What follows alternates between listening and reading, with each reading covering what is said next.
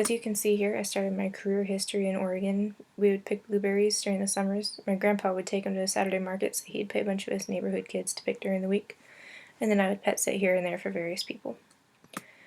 My first official job was a summer job working at a plant nursery. We would pick the plant starts and then we would plant them.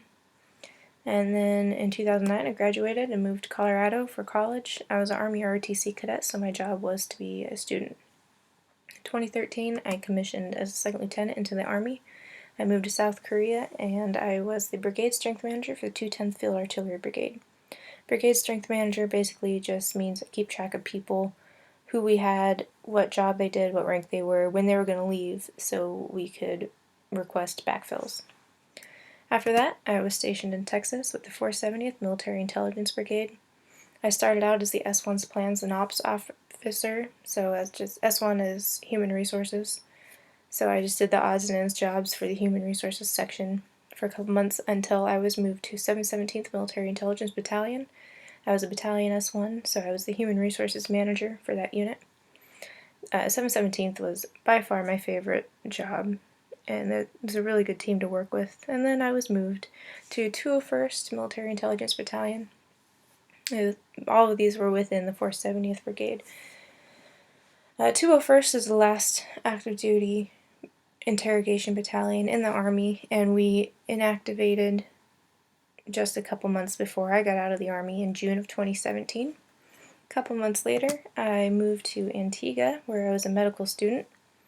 And again, not long after that, I decided it was no longer worth the stress, and I withdrew and moved home to Oregon, where I am still. And I am currently working as a quality technician in a lab at Arauco, which is a particle board mill, and obviously a student in this program.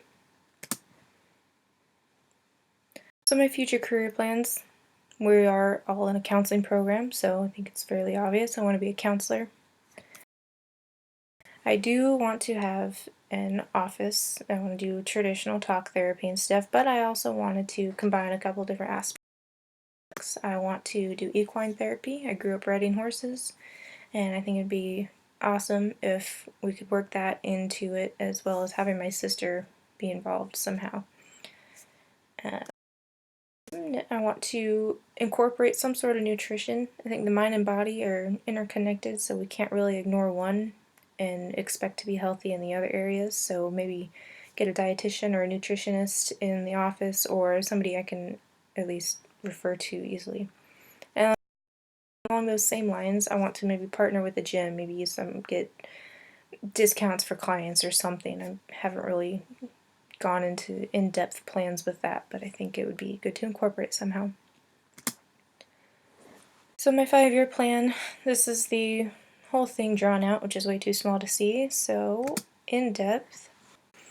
As we look at this, I have it broken down into years and then major sections. So formal education, right here we have, this is obviously where we're at right now, and the classes that I'll go through until graduation. We have exams. I have a huge block for studying just so I can do a little bit here and there and not have to cram so much quite at the end. Career, nothing right away, and then as we get into 2021, start doing applications and figuring out what I'm going to do with that. Equine stuff, nothing yet. We have the horses, but obviously I can't do anything with therapy with them.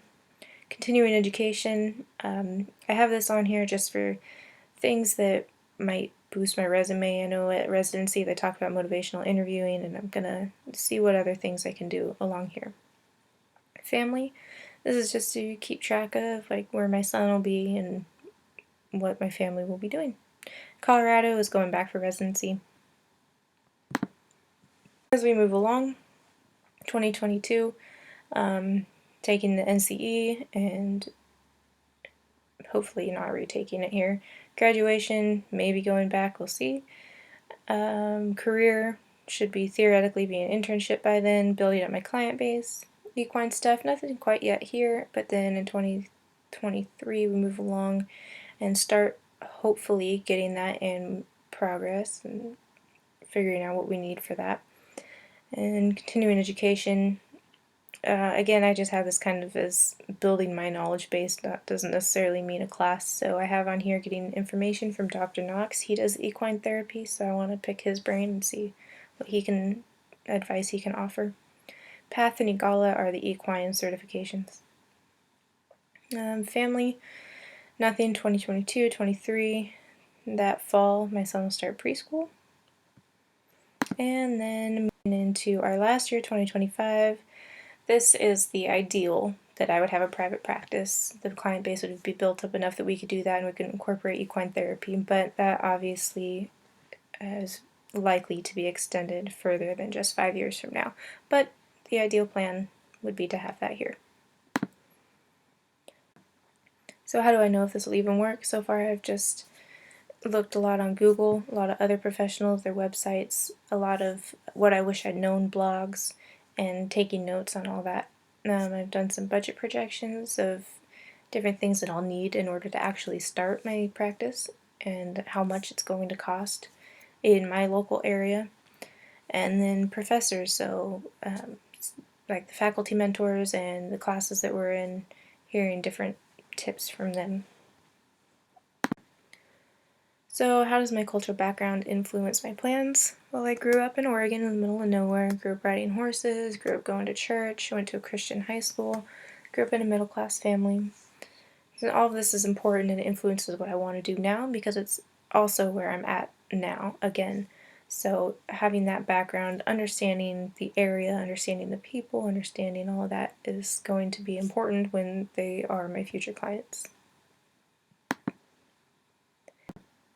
So the theories I like in general for counseling are emotion-focused therapy and cognitive behavioral therapy, but specifically for career counseling, I like trait and factor, environment, and developmental.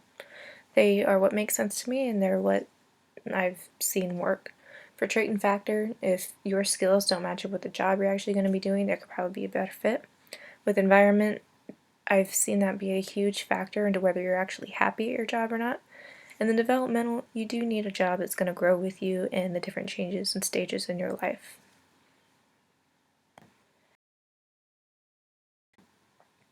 So how does history influence my preferences? Well, the three major ones are medical, army, and personal counseling. The medical side of me has taught me to look at research. I want to see numbers and data. I want to see what backs up what you're saying. I want to see proof and not just that you're telling me something you made up. And the army is what really taught me that environment is incredibly important with our jobs. And then personal counseling, it has really changed how I see thoughts and emotions and how impactful they can be in our lives. So how to help clients, this kind of goes with when we made up our own theory in one of the discussions. So we develop rapport and we go through the history and we figure out what they want to do, and then most of the time if we would need to do an assessment, and then we talk about the assessments and we figure out what they mean and what they want to do with them, and then we kind of just keep going in a circle until we figure out what we want to do and we meet the goals. And that's my career history, where I've been, where I want to go, and how I'm going to get there. Thanks for watching.